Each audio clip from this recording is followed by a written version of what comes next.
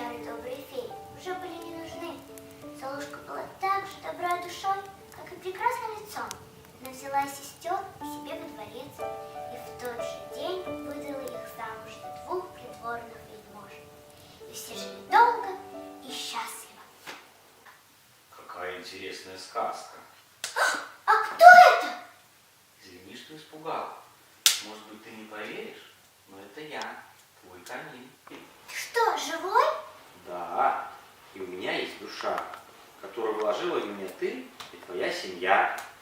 Я помню каждый момент своего рождения, как бережно кирпичик за кирпичиком меня складывал твой отец, как первый раз во мне зажгла огонь твоя мама, и первую сказку, которую ты прочитала, греясь возле меня, я тоже очень хорошо помню. Да, я тоже это помню. Я тогда еще читала по слогам. И это была сказка Три медведя. медведя. А первый Новый год никогда не забуду. Я тогда был такой красивый, украшенный маленькими елочками, мишурой и ярким рождественским венком. Да, мы с мамой его сделали специально для тебя. А еще носочки для подарков, которые так любит засунуть свой нос твой пес, Адель. Обычно, неслышно ступая, подходит, ложится рядом и, подставив бок приятному теплу, смотрит на огонь. И в темных звериных, немного грустных глазах пляшут, отражаясь веселые красные язычки. Я слышу в треске горящих дров разные мелодии.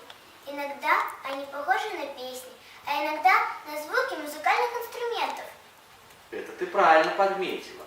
Я рассказываю вам разные истории и люблю, когда вы меня внимательно слушаете. А что же ты делаешь летом, когда мы тебя совсем не зажигаем?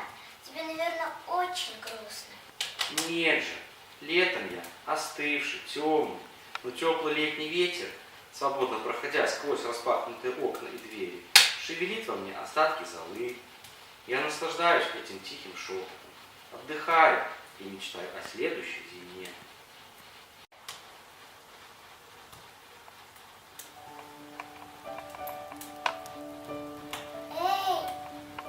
Эй, камин! Неужели это был только сон? Нет, я не верю. Теперь я точно знаю, ты живой.